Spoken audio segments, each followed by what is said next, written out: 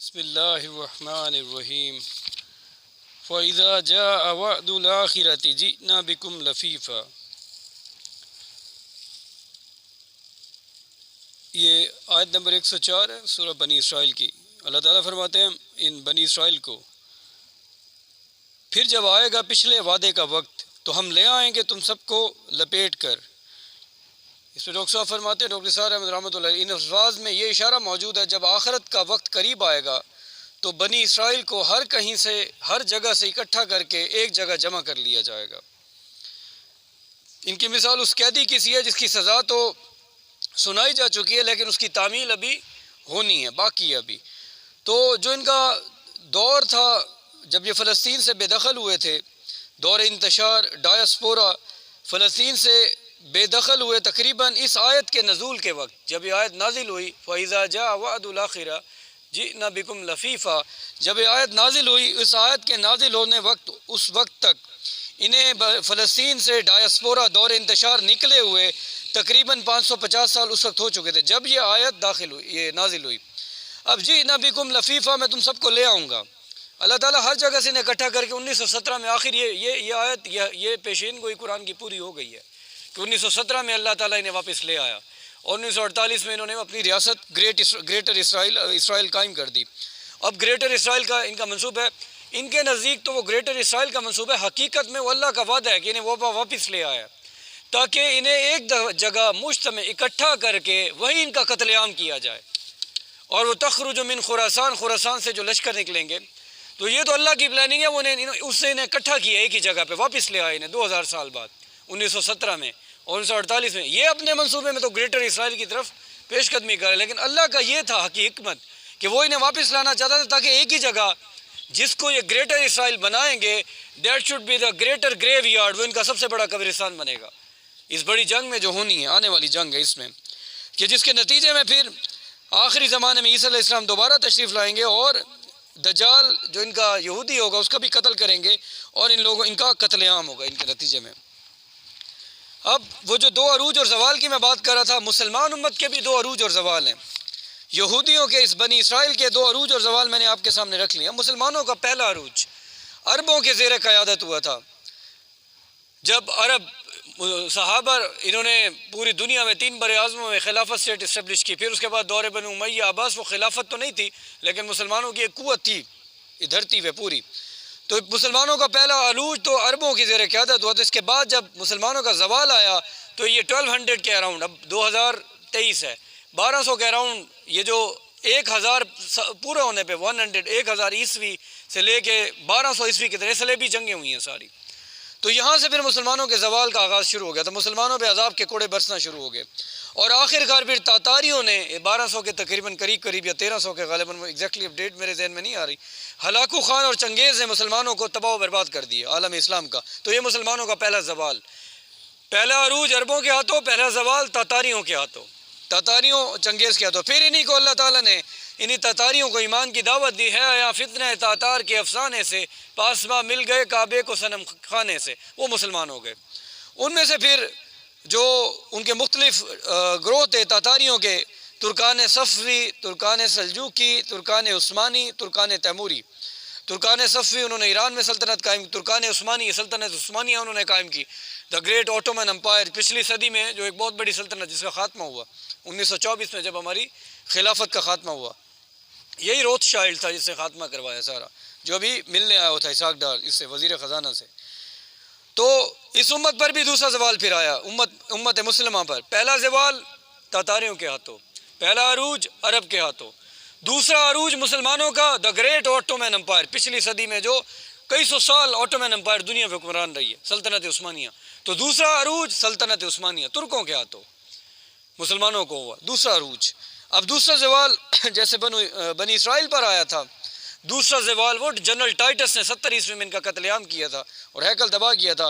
ہمارا دوسرا زوال کس کے تھرو آیا؟ ان یورپین نیشنز کے ہاتھوں، پچھلی صدی میں، یہ پچھلے 200 سال اسپین، برٹن، ڈچ، ولندیزی، اطالوی، برطانوی، انہوں نے عالم اسلام پر قبضہ کیا اور سلطنت عثمانیہ کے انہوں نے خاتمہ کر دیا۔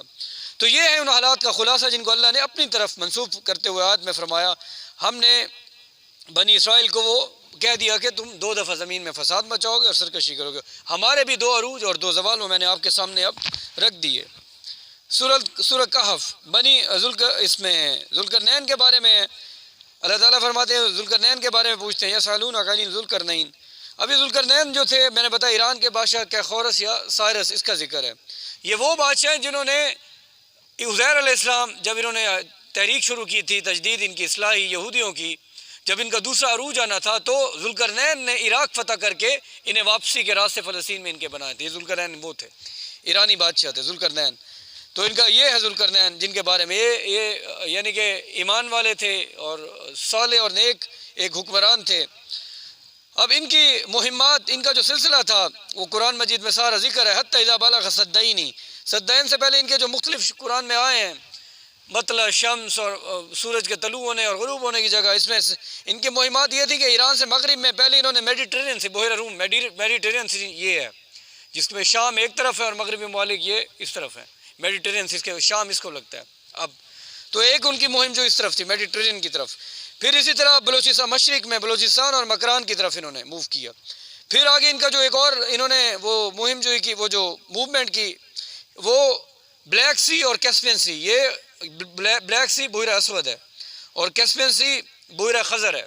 ان کے درمیان جو پہاڑی علاقے ہیں اس کے درمیان بھی انہوں نے موومنٹ کی ساری. ان کی فتوحات تھیں ان علاقوں میں ساری. بلیک سی رشیا کو لگتا ہے اور ترکی کو لگتا ہے، اور اسی بلیک سی کے دوسری طرف اس طرف مشرق میں شمال میں وہ ہے کیسپین سی ہے، خزر، بحیرہ خزر. تو یہ ان کی فتوحات کے سارے علاقے ہیں. حتی اذا بلغ بین السدین، سد کہتے ہیں دیوار کو. جب وہ دو دیواروں سے مراد 2 پہاڑی سلسلے، بلیک سی جو ہے، بلیک سی اس کی اس طرف رشیا اور اس طرف ترکی ہے بلیک سی کے، اب کا بتا رہا ہوں. اور بلیک سی کی اس طرف کیسپین سی ہے. موو کریں اس طرف جب شمال کی طرف، تو کیسپین سی کی طرف یہ اس کے درمیان یہ پہاڑی سلسلے ہیں. تو انہی سلسلوں کے درمیان وحشی قبائل رہتے تھے. ان یاجوج و ماجوج مفسدون، انہوں نے کہا ہے ذوالقرنین یاجوج اور ماجوج زمین میں فساد برپا کرتے ہیں. تو انہی پہاڑی سلسلوں کے درمیان بلیک سی جو میں نے بتایا یہ علاقہ اور ادھر سے کیسپین کے درمیان، یہاں سے وہ حملہ آور ہوئے وحشی قبائل. تو آپ ان کے درمیان ہمیں کوئی بند بنا دیں، بند کر دیں تاکہ یاجوج اور ماجوج ہم پہ حملہ آور نہ ہو سکیں. انہوں نے کہا، قوم نے کہا. یاجوج اور ماجوج یہ اصل میں یورپ کے اینگلو سیکسن عوام ہے. یہی ان یاجوج و ماجوج مفسدون فی الارض، ان کی غالت گری، ان کی یلغار یہ یورپین نیشنز ہی ہیں. اینگلو سیکسن یہ یاجوج ماجوج کی نسل میں سے یورپی اقوام، اینگلو سیکسن اینڈ نارڈک ریسز، یہ یاجوج ماجوج کی نسل میں سے. ڈاکٹر صاحب اپنی اس میں بین القرآن میں منشن ہے. تو بنیادی طور پر یہ وحشی قبائل تھے، ان کا کام قتل و غارت تھا، حملہ آور ہو کر قتل و غارت. اور ان کی قتل و غارت کی جھلک دنیا نے دیکھی جب اینگلو سیکسنز کا سیلاب آیا اور خلافت عثمانیہ کے علاقے کس طرح انہوں نے تباہ کر کے رکھ دیے. یہاں بر صغیر پاک و ہند پہ انہوں نے قبضہ کر لیا، ایشیا انہوں نے ٹیک اوور کر لیا، افریقہ انہوں نے ٹیک اوور کیا. یہ یاجوج ماجوج ہیں. یہ یورپین نیشنز، تاتاری نہیں، European nations, Anglo Saxons, white Anglo Saxons اور نارڈک ریسز، چائنیز بھی اس میں ہیں، یہ کچھ رشینز میں سے، اور یہ وائٹ اینگلو سیکسنز یہ یاجوج ماجوج ہے، یہ انہی کی نسل میں سے ہیں. انہی کی یلغار تھی جو پچھلی صدی میں ہم نے دیکھی ہے، غارت گری ان کی، کہ وائٹ اینگلو سیکسنز کا سیلاب یورپ سے نکل کر دیکھتے ہی دیکھتے ایشیا، افریقہ، اور انہوں نے پھر دنیا میں کولونیلزم، نو آبادیاتی نظام، پوری دنیا کو اس میں قابو کر لیا. تو یہ ان کی ایک یلغار دنیا دیکھ چکی ہے ان یاجوج اور ماجوج کی. بعد ازاں مختلف فیکٹرز کی بنیاد پر ان یورپین نیشنز، ان مغربی ممالک نے، جس میں وائٹ اینگلو سیکسنز ہیں، یہ وائٹ اینگلو سیکسنز ہیں، ان میں سہونی جو ہے وہی زائونسٹ جیوز، زائونسٹ کرسچنز، زائونسٹ ہیں، سہونی ہیں یہ. تو پھر ان کو پسپا ہونا پڑا پچھلی صدی میں ہی. اور حقیقت میں تو یہ دنیا سے واپسی کی، جیسے 1948 میں 47 میں پاکستان بن گیا اور برطانیہ یہاں سے چلا گیا. لیکن حقیقت میں آج بھی دنیا کے ان ممالک پہ ان کا کنٹرول ہے انڈائریکٹلی. یہ لوگ، ڈاکٹر صاحب لکھ رہے ہیں آئی ایم ایف اور ورلڈ بینک جیسے اداروں کے تھرو، آج دیکھیں آئی ایم ایف نے کس طرح تباہی ہمارا شکنجہ لگا دی ہے.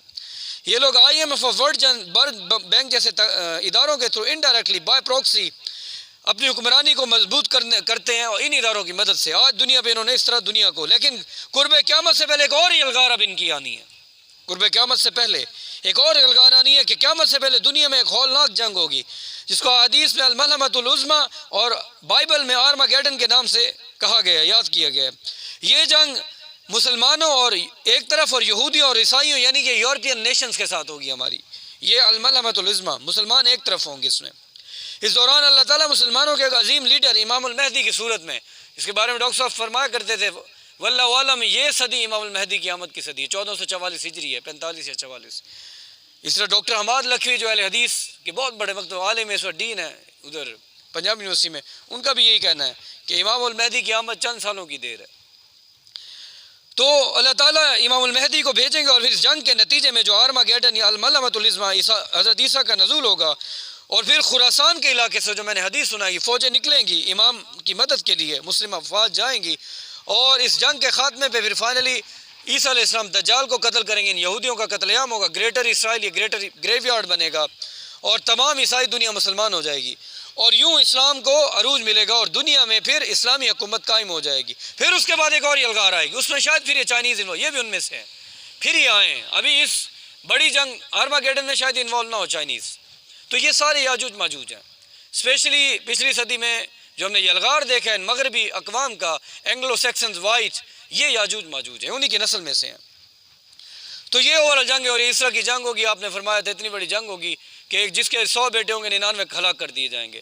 اتنی بڑی جنگ ہوگی، لاشیں زمین پہ اس قدر ہوں گی، اس میں مسلمان ایک طرف ہوں گے، یہودی اور عیسائی دوسری طرف، کہ پرندہ اڑتا رہے گا، ہوا میں اڑتا رہے گا، اسے زمین پہ بیٹھنے کی جگہ نہیں ملے گی، لاشیں اس قدر ہوگی. کیونکہ نازک پرندہ مردار پہ نہیں بیٹھتا، گدھ ہے مردار کھاتا ہے، نازک پرندہ جو سینسٹیو ہوتا ہے مردار پہ. تو یہ جنگ اب آنے والی ہے جس کی طرف حالات آہستہ آہستہ. یہ 9/11 اس صلیبی جنگ کا آغاز تھا. آخری، یہ ڈاکٹر صاحب فرماتے ہیں آخری صلیبی جنگ، یہ 9/11 صلیبی جنگ کا آغاز ہے. 9/11 یہ وہ صلیبی جنگیں ہیں جو شروع ہو چکی ہیں. تو آہستہ آہستہ جو جنگوں کے سلسلے سے شام میں جو سارے چل رہے ہیں اسی کا حصہ ہے، اسی کی طرف پیش قدمی ہونی ہے. تو دعا یہ ہے کہ اس میں لکھتے ہیں اللہ تعالیٰ وہ جو خلافت دھرتی پہ قائم ہونی ہے، اس سے پہلے اللہ تعالیٰ پاکستان کے مسلمانوں کو توفیق دے کہ وہ پاکستان میں نظام خلافت قائم کریں، اور ہمسایہ ممالک خراسان افغانستان سے جو فوج امام المہدی کے لیے روانہ ہوگی، ہمارے لوگ بھی انشاءاللہ اس میں شامل ہوں. آمین.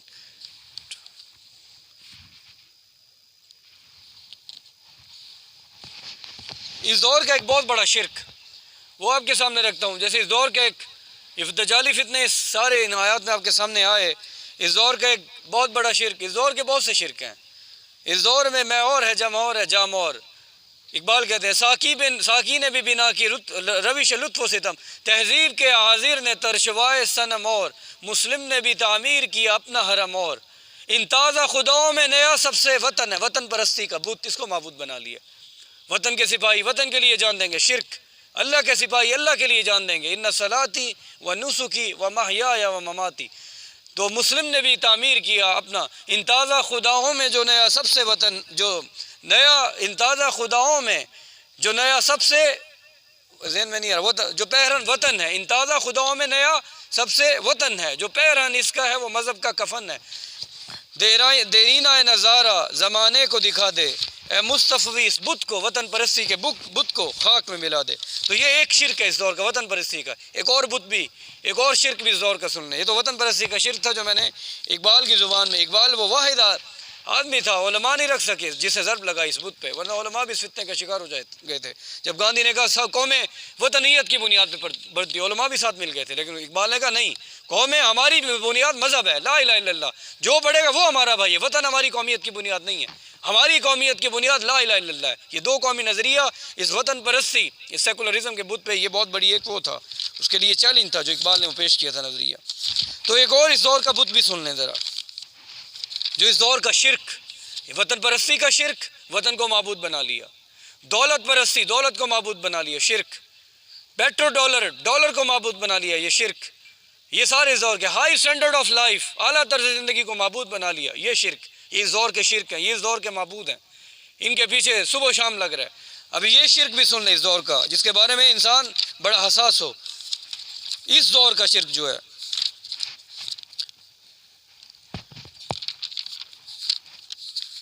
وَاضْرِبْ لَهُمْ سورۃ الکہف آیت نمبر 31-32. وَاضْرِبْ لَهُمْ مَثَلَ الرَّجُلَيْنِ، اے نبی صلی اللہ علیہ وسلم بیان کیجیے ان کے لیے دو اشخاص کی مثال. ان کو ہم نے دیے تھے جنتین من اعناب، دو انگوروں کے باغ، اور ان دونوں کو گھیر دیا تھا ہم نے کھجور کے درختوں کے ساتھ. ایک تو انگوروں کے باغ تھے، پھر پروٹیکشن اس کے ارد گرد کیا کھجوروں کی، پھر ان کے درمیان آب پاشی کا نظام. تو بڑا آئیڈیل باغ تھا. اب دو شخص تھے, ایک دنیا پرست تھا, ایک خدا پرست تھا. ایک مادہ پرست تھا, وہ مادی وسائل کو معبود بنائی کھڑا تھا اپنا, مادی اسباب پہ اس کا پورا کا پورا توکل تھا, اللہ کو نہیں یاد, بھول گیا تھا وہ. تو وہ کہنے لگا کہ جب اس کو اللہ نے یہ انگور کے باغ اور یہ دنیاوی نعمتیں دی, اس قدر مگن ہوا کہ کہنے لگا میں نہیں سمجھتا کبھی تباہ ہوگا باغ, میں نہیں سمجھتا کبھی تباہ ہوگا. یہ اس نے کہا, اللہ کو بھول گیا. مادی اسباب کو, کیونکہ مادی اسباب تھے پورے, ایک تو بیلیں, وہ بیلیں اعلیٰ اس کی انگور کی, اور پھر کھجوروں سے پروٹیکشن, پھر ان دونوں باغوں کے درمیان آبپاشی کا اعلیٰ نظام, یعنی کہ پانی بھی ڈائریکٹلی مل رہا ہے. تو مادی اسباب کو معبود بنا لی, اس پہ توکل تھا, اللہ کو بھول گیا. کہ میں نہیں سمجھتا میرا باغ کبھی تباہ ہوگا. تو ہوا وہی, اللہ تعالیٰ نے اس کا باغ تباہ کر دیا, سب کچھ برباد کر دیا. تو پھر کہنے لگا یا لیتنی, افسوس, لم اشرک بربی احدا, کاش میں اپنے رب کے ساتھ شرک نہ کرتا. اس نے تو کون سا شرک کیا؟ کوئی اس نے دیوی دیوتی کو پوجا, دیوی یا دیوتا نہیں پوجا اس نے, یہ ایسے کسی اور کا اپنا بت کو نہیں معبود بنایا. تو کون سا شرک کس نے کیا؟ جب یہ کہنے لگا اس باغ کی تباہی پہ, یا لیتنی لم اشرک بربی احدا, کاش میں اپنے رب کے ساتھ شرک نہ کرتا. وہ شرک یہی تھا کہ اس نے مادی وسائل کو معبود بنا لیا تھا اپنا. اس سے پورا توکل اور بھروسہ جو اللہ پہ کرنا چاہیے تھا, جو حقیقی مسبب الاسباب ہے, اس کو بھول کر اس سے کل توکل, کل بھروسہ اپنے مادی وسائل, وہ جو کھجور اور وہ پانی کا نظام, اس پہ کر لیا تھا. جس کے نتیجے میں گویا کہ اس نے مادی وسائل کو معبود بنا لیا تھا کہ ان سے بچ جائے گا میرا باغ. یہ تھا اس کا مادہ پرستی کا شرک, جس پہ اس نے کہا تھا یا لیتنی لم اشرک بربی احدا. تو دھوکہ کیا ہے؟ مادی دنیا ہے, یہ مادی دنیا, یہ مادی کائنات, اسی دھوکے میں وہ چلا گیا. دجل, فتنہ دجال ہے. دجال کو تو میں نے بتایا وہ شخص ہوگا, آئے گا فتنہ دجال. فتنہ دجال ایک وہ سیکولرزم, نیو ورلڈ آرڈر ہے, جو میں نے ابھی حدیث وہ سنائی تھی. معاشی نظام میں سود آ گیا, معاشرتی نظام میں بے حیائی, اور سیاسی نظام میں اللہ کی حاکمیت ختم, خلافت, جمہوریت میں عوامی حاکمیت آ گئی. شرک ان الحکم اللہ, حاکمیت کا اختیار عوام نے لے کے وہ ٹرانسجنڈر ایکٹ بھی پاس کر دیا, اور سود پہ بھی ملک چل رہا ہے. یہ شرک, تو یہ فتنہ دجال ہے. یہ سیکولرزم کہ دین کو مذہب سے نکال دو, دین کو معاشرت سے نکال دو, معاشرت سے نکال دو, اور سیاسی نظام سے نکال دو, یہ فتنہ دجال ہے. سیکولرزم, اسی کا نام نیو ورلڈ آرڈر ہے, دھرتی پہ نافذ ہے. یہ فتنہ دجال ہے. یہ بھی فتنہ دجال ہے, مادہ پرستی کا شرک, یہ بھی فتنہ دجال ہے. دجل کہتے ہیں ڈسیپشن, دھوکے کو. اب دھوکہ کیا تھا, کیا دھوکہ اس نے کھایا؟ اصل تو یہ مادی دنیا ہے, مادی دنیا کا پردہ پڑا ہوا ہے, اس مادی دنیا کا پردہ پڑا ہوا ہے. اصل اس مادی کائنات کے پیچھے تو اللہ کی ذات ہے, پردہ مادی دنیا کا ہے. تو یہ ان مادی اسباب پہ اس کا سارا توکل ہو گیا اس شخص کا, کہ اس مادی پردے نے اسے دھوکہ دے دیا, یہی سب کچھ ہے, اللہ کو بھول گیا. تو یہ دھوکہ ہے, دجالی, یہ فتنہ دجال ہے, مادہ پرستی کا شرک, یہ فتنہ دجال ہے. تو اصل زندگی تو آخرت کی زندگی ہے, پردہ کس کا پڑا ہوا اس دنیا کی زندگی کا؟ تو یہ دھوکہ ہے, دنیا کی زندگی کا پردہ, یہ ایک دھوکہ ہے جو کہ آخرت کی زندگی ہے, جو اصل زندگی ہے, اس پہ یہ پردہ. وَإِنَّ الدَّارَ الْآخِرَةَ لَهِيَ الْحَيَوَانُ, اصل زندگی تو آخرت کی, لیکن پردہ اس کا پڑا ہوا ہے دنیا کی زندگی ہے, پردہ نہیں نظر آتی وہ زندگی. تو یہ دھوکہ اس بندے نے بھی, اس شخص نے بھی یہ کیا کہ آخرت کی زندگی کو بھول گیا, اور دنیا کی زندگی کو اس نے سب کچھ سمجھ لیا کہ یہی زندگی, اسی کے لیے ایفرٹ کرو, سب کچھ کرو, اسی مادی دنیا کی زندگی کے اسباب اختیار کرو, اور کیا اللہ اور چھوڑو اس کو, بس میرا باغ ہے, پروٹیکشن ہے, سب کچھ ہے. تو یہ ہے مادہ پرستی کا شرک, اس دور کا شرک, کہ ہر معاملے میں ہمیں چاہیے کہ اللہ کو یاد کرے, ہر معاملے میں مادے پہ توکل نہ ہو. تو آج وطن پرستی کا شرک علیحدہ, مادہ پرستی کا شرک, اور دولت کا معبود بنا لیا, دولت پرستی کا شرک, پیٹرو ڈالر کو معبود بنا لیا. تو قوم پرستی کا, یہ سارے اس دور کے شرک ہے. تو اس مادہ پرستی کے شرک کو بھی آپ سمجھے, جس پہ فائنلی اس نے یہ کہا کہ یا لیتنی لم اشرک بربی.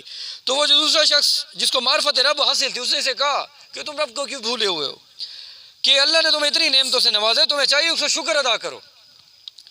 تو تم اتراؤ نہیں, میں تمہیں سمجھا رہا ہوں, اس مال پہ مت اتراؤ.